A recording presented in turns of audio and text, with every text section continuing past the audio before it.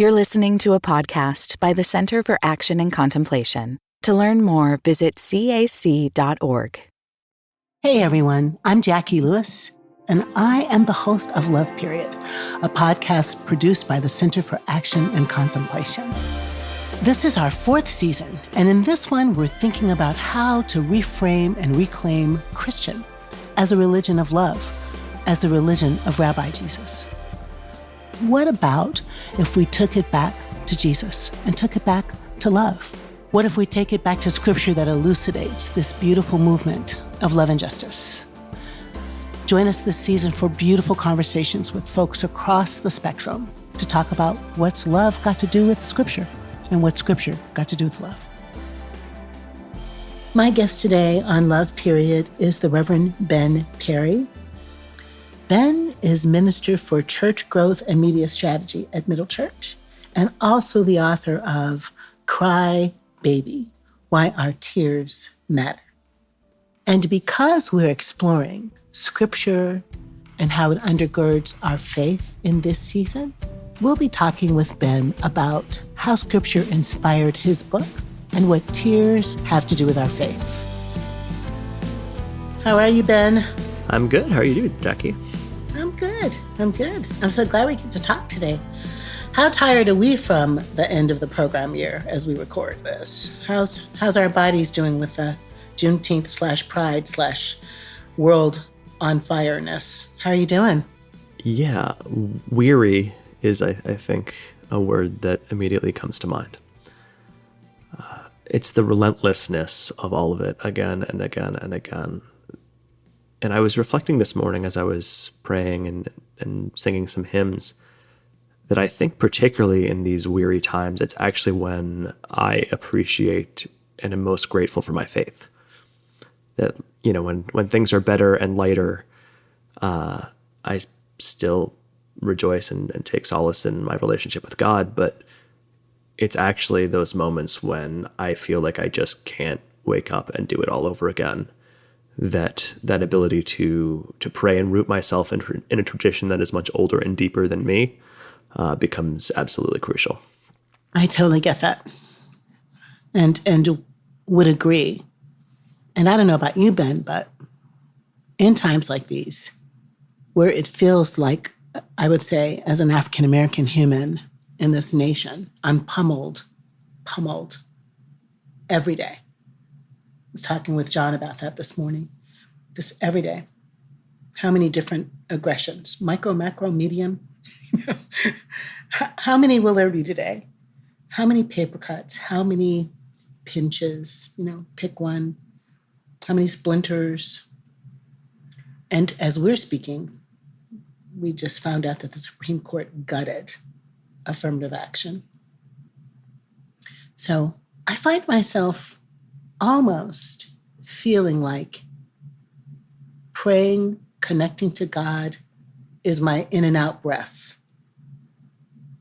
I just have to almost make a sacrament of this inhale, God, right? This exhale, God. This inhale, Spirit of the living God, fall afresh on me. This exhale, breathe on me, breath of God, because I don't know that I could breathe at all if I didn't do that.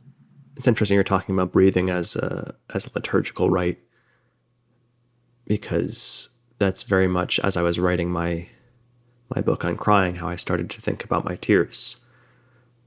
These ways that we're able to root in our bodies into a embodied spirituality. Something that's dynamic and in process, just like God is in process. I used to think of tears as a destination, but more and more when I reflect on my own crying and the tears I see in others, it's this movement, the physical moving through of the shit that gets stuck in our bodies.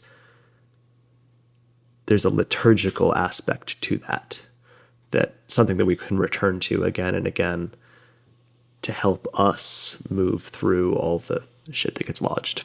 You just said shit gets lodged, and someone's going to be deeply offended when I say this, but yet it's love period, and we do things, we say things. It's been a really tough few days, just moving, packing, moving. My dad is really sick. But something got loose today, and I think it was because I stopped and let myself cry. That other things that were stuck in my body moved out. And it makes me think about the power of the tears that you describe in your book. And I love us both, the breathe in and out, the tears flowing, the ultimate unleashing of waste that needs to come out of our body. All of that is about our relationship with the holy, right? Yeah. So Ben, tell us why you wrote this book, Cry Baby. So I wrote the book in the middle of COVID, and COVID is still ongoing, but in the middle of the early years of COVID. And I started writing about crying early on. I was living in Washington Heights, and I was watching them park morgue trucks outside my window because there wasn't enough room in the hospital for all the people who had died around me. And yet that overwhelming, harrowing grief was not reflected in the news reports that I was seeing, was not reflected in the relentless drive towards normalcy of, it's time to go back to work. It's, show up on Monday and do your job. And I'm very fortunate to get to work for a place like Middle where we actually talk about things. But I was talking to, other friends who would talk about showing up to their, job and people acting like nothing had happened. And I was reflecting on a time in my life when I was so dead to what I was feeling that I didn't cry for a decade. And how when I began seminary, I taught myself how to cry again. I taught myself how to feel again. And I wrote an essay for the Washington Post that used that experience I had of moving through that process of learning how to cry, learning how to feel again as a microcosm for what I thought culturally we needed to do. That we all collectively needed to learn how to name the grief that was surrounding us, that was enveloping us in a way that we clearly were not. And an editor reached out and said, "Hey, would you be interested in writing a whole book about crying?" And I was like, well, I had never thought of doing that. But the more and more I thought about crying, the more I realized how neatly it mapped onto both my own personal story. That the time in my life when I lost my tears was the time that I was most lost, but also how it mapped onto all of these things that I'm so passionate about discussing. That tears became this way to refract conversations about race and gender and class and whiteness and spiritual violence and restoration and renewal and hope. All of that is so wrapped up in our crying, the social ethics around who is given permission to cry, around what collective grief has meant to movements like ACT UP or Black Lives Matter protests. It just became this vehicle for really focusing in an intentional way on all of these emotions that I don't think are treated seriously enough. I don't think our emotional lives have been deemed worthy of serious intellectual inquiry. And I think that that's wrong. So I wanted to write a book that tried to take crying seriously. I was talking to one of our colleagues yesterday about Sunday worship, which I thought was really, really beautiful. As Ben and I are speaking, we're a few days from Pride Sunday in New York. Had some hiccups around floats and things, but Our worship was really, really, really powerful. And then I was describing to John how much his somewhere, his arrangement of somewhere, was so powerful for me. And just as I said it, my body remembered how it felt to stand in the sanctuary at Easton Temple and to watch those 30 or so diverse faces in all their beauty sing. And I cried. I didn't mean to, but it was like a joy that bubbled up. So I just caught myself, and then I was like, oh, don't stop it. Let it go. Let this, the kind of beauty, the memory, the joy of that day. So our tears have, information about what's happening in us and in the world, joy being one, but also lament, right? So thinking about this place in Crybaby, where you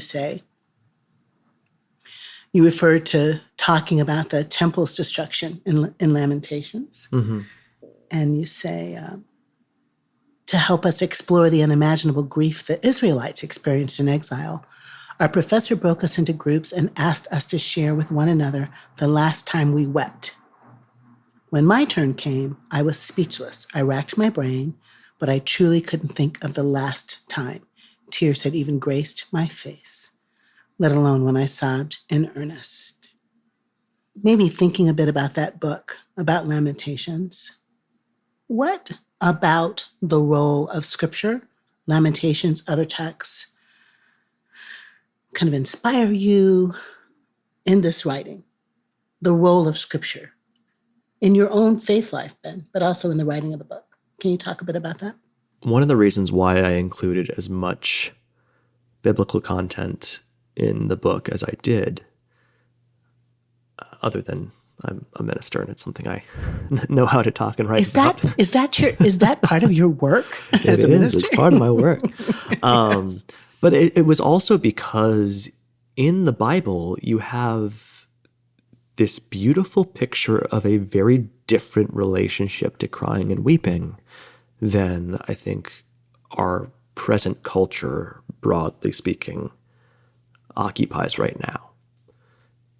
If you look at the internal logic, the storytelling, the way that tears show up in biblical texts, it is very clear that the ancient audience who was reading them and writing them did not consider weeping to be a sign of weakness, did not think that vulnerability or crying was somehow a violation of who we're called to be as humans. Very frequently one of the tropes that is repeated over and over again in texts like Lamentations and other, the post-exilic text, or in moments after somebody has died, is they will talk about like weeping and rending of garments, literally tearing the clothes off. That is a demonstration of grief that is, one, wildly more demonstrative than most of what we see in our present culture. But also that demonstrativeness is lifted up as evidence of love. Like that's what you do when you love something so deeply and then you lose it. You tear at your clothing in a representation of the way that you yourself have been torn. And I think about texts like Mary Magdalene weeping outside of Jesus' tomb. That story doesn't make sense unless you interpret that weeping as a sign of her faith and love for Jesus.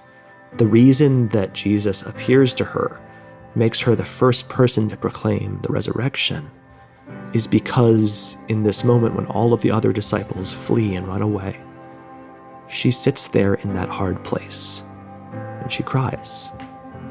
It's a mirror of Jesus' own weeping when he, arrives by the deathbed of Lazarus. That willingness to sit in the hard place and not to run away from the pain, but to name it and to weep is very, very clearly in the writing lifted up as an example of what it means to live a life of integrity and faith.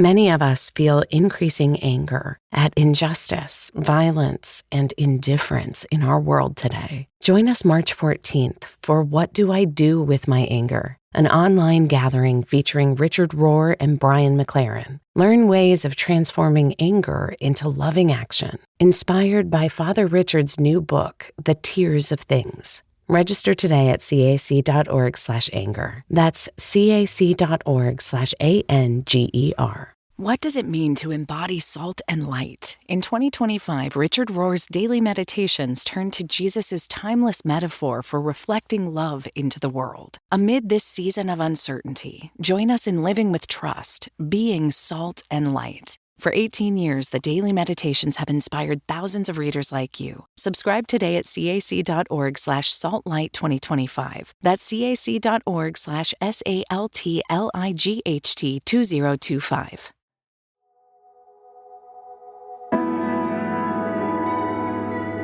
When we were little kids, Ben, and my parents were mom and dad Bible, people of deep faith. We had to memorize scripture, and we cheated with Jesus wept, right? Jesus is weeping at Lazarus' death, but also weeping when he comes into the city, kind of weeping over the city, disturbed in his gut, and weeping over the city is such a kind of incarnate reference to God's own heartbreak and compassion, right, for us all. I love that we serve a God who feels deeply. I love the way the psalmist says, "My tears have been my food day and night." My food day and night. That caught your imagination, and you're right about that. So talk about that a little bit. Yeah, I would actually love to link that text to that Jesus and Lazarus text, because one of the things that's really interesting to me about Jesus when he shows up to Lazarus' deathbed is writing ahead of time. Mary and Martha write to him, and they say, "My Lord, the one that you love is sick." And Jesus very confidently writes back to them, "This sickness will not end in death." And then he travels, but it takes him days to get there. And by the time that he arrives, Lazarus has died. And I was talking about this story with a friend of mine, and he said something really interesting that I had never thought about before. And she said, I wonder if Jesus wasn't sure that he could raise Lazarus, that Jesus has healed people again and again, but Jesus has never brought anybody back to from death. And so perhaps Jesus arrives, and part of the reason why he is weeping is because he was confident that he could heal Lazarus, but now that Lazarus is dead, that confidence has been shaken. And so what does he do in that period of vulnerability where he doesn't know exactly what is going to happen? He cries. And, linking back to the psalmist, I think we are fed in those moments when we are unsure, when we, our voice is tremulous and we simply don't know where the road ahead is going to lead us. There is something in the act of weeping that reminds us that there is still love in the world, there is still tenderness, that we are held by the one who created us and connected to other people. That act of weeping in community inspires a reciprocal tenderness. And it's that reciprocity in the act of crying that feeds us, not just the tears themselves, but what those tears mean. They mean that we are still alive. And oftentimes, particularly when we cry with other people, they mean that we are living in community. And that community is the source for resurrection. I love that. I'm thinking about the cultures we know where a crying baby is set in the midst of other babies and they all cry together. And it's like a kind of baptism into communal feeling, right? Yeah. So tears flowing through us is like a sacrament, we're saying, where there's an emptying and a flow through. I'm going to say, reminds us we're alive and also helps us process the pain, the grief of our life. There's a feeding, a nurturing sense of, I love how fancy you got, the psychogenic lacrimation. The psychogenic lacrimation, right? To nourish our minds and bodies too.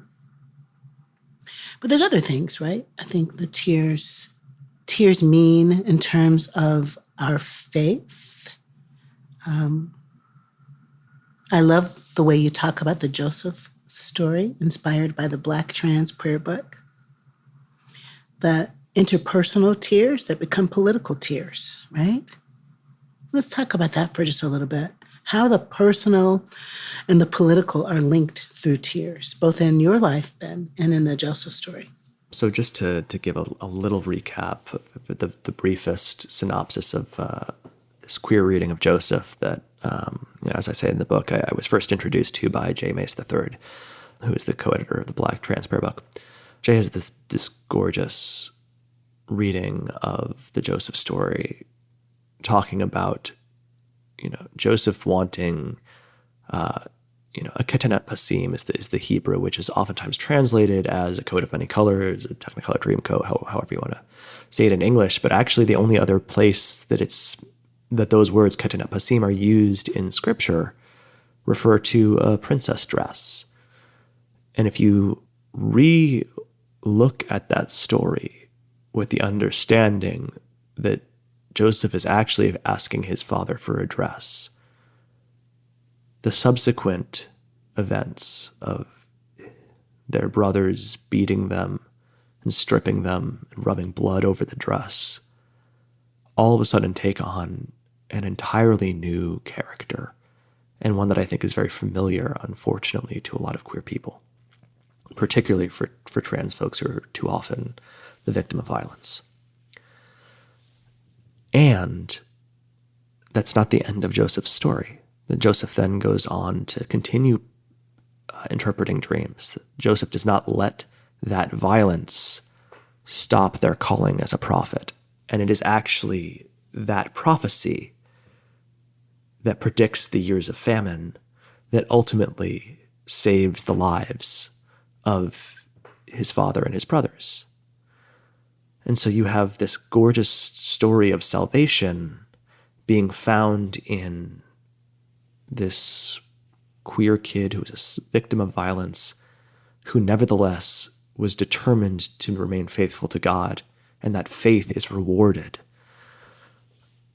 And the tears in the story come in a couple of really interesting places. Certainly there are probably some implicit tears that Joseph shed immediately after, he's beaten and sold into slavery. But Joseph also cries immediately before they reveal themselves to their brother. The brothers come in and don't recognize Joseph, and Joseph sees this and goes into a back room and weeps. And in that weeping makes the decision that they are going to re-enter relationship, that they're going to test their brothers to see if their brothers have really changed. And then they cry again after they realize that they have in fact changed. They're not the same people that they were when they beat Joseph. Joseph cries again before they come out and they reveal themselves. And so you have this very, personal story about somebody's trauma and the way that they are healing from it, the way they are choosing to re-enter relationship with the people who have harmed them. It's just a stunning story. Also, in the way that it places the agency for healing on the person who's been harmed, that Joseph gets to choose every step of the way about whether or not they're going to be re-entering a relationship. I think there's just lots of things to learn from that. But sort of, rewinding to your first question about, the personal being political, I think so often, I'll speak as a queer person, my own personal weeping because of, legislative evil or acts of violence or other ways that people I love are being harmed and deliberately harmed by policies whose sole intention are cruelty. that weeping is a reminder in our bodies that this is not the way that God intends the world to be. And I think that is a really important thing, at least for me, is to remember that this is not preordained violence, that this is not something that is blessed by God, this is not something that is the way that society is supposed to be structured, that it is a violation of God's intent for our lives. That doesn't, erase the violence, it doesn't make it better, but it does give me the hope that things can be different. Sure, that's really, really, really such an important insight, Ben.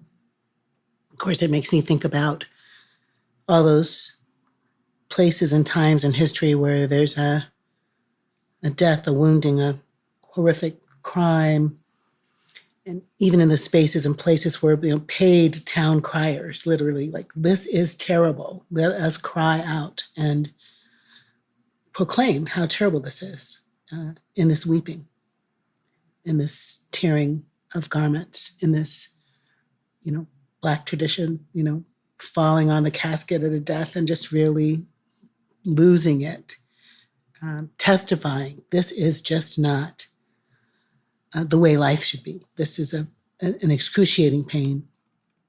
And so those tears, public and private, bear witness to, actually, not God's intention, not on God's watch, right?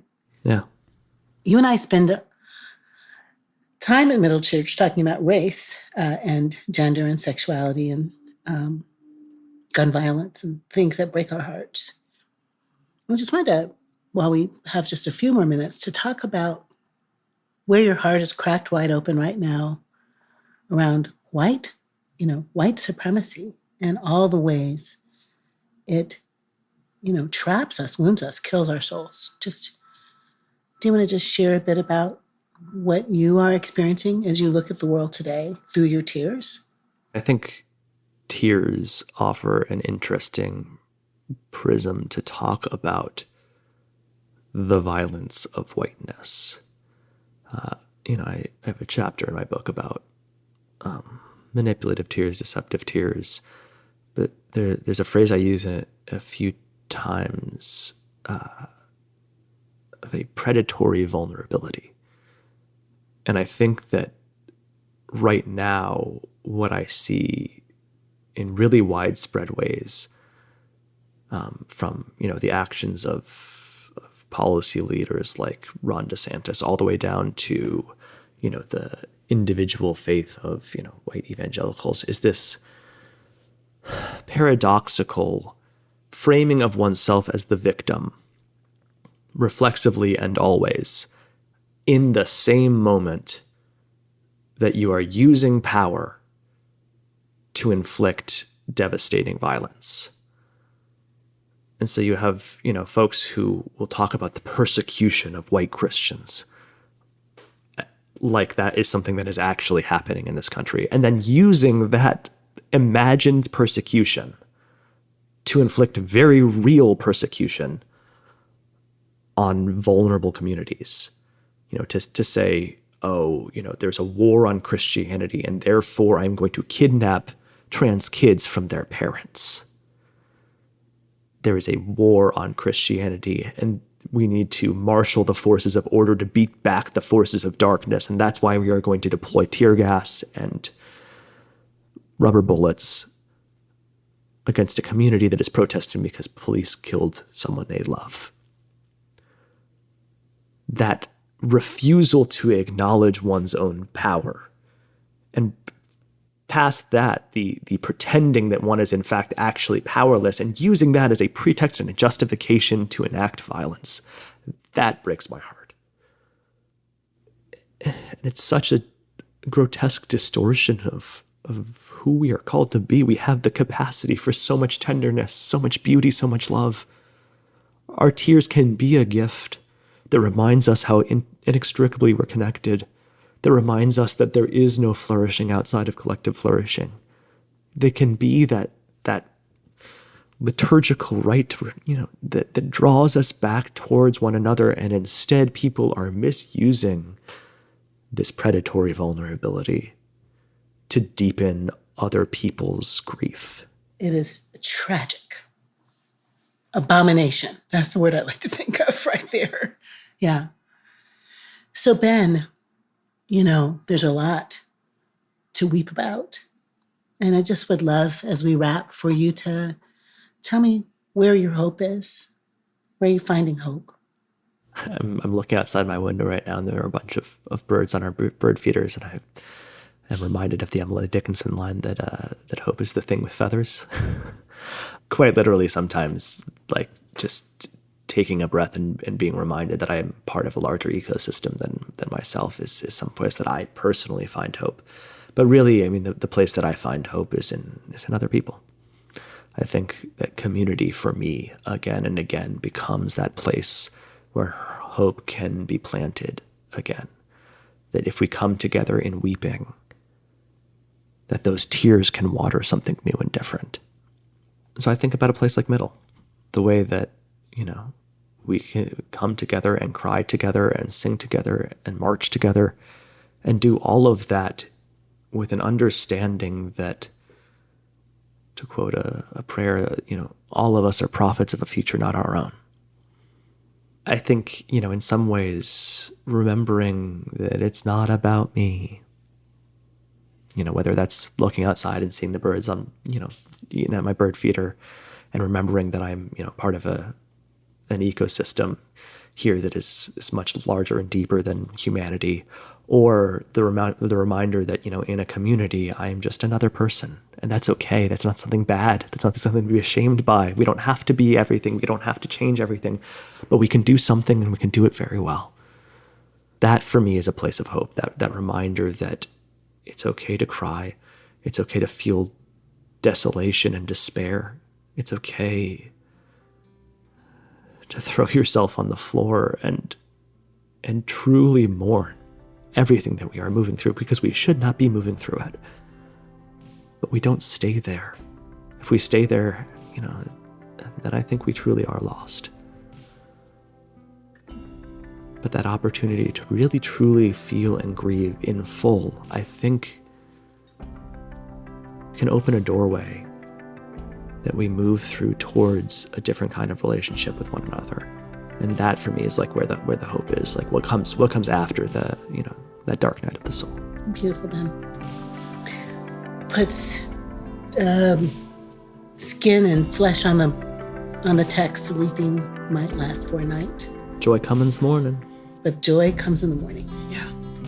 Benjamin Ben Perry, author of Cry Baby, Why Our Tears Matter, and minister at Middle Church, and colleague and friend. I'm glad to speak with you today. Likewise, Jacqui. Thank you for joining us for this episode of Love Period. As we reflect on my conversation with Ben, I want to ask you to consider, just as we're reclaiming Scripture, let's reclaim our tears as information about our bodies, as testimony to our feelings, and as an invitation to walk a little closer with the God we love.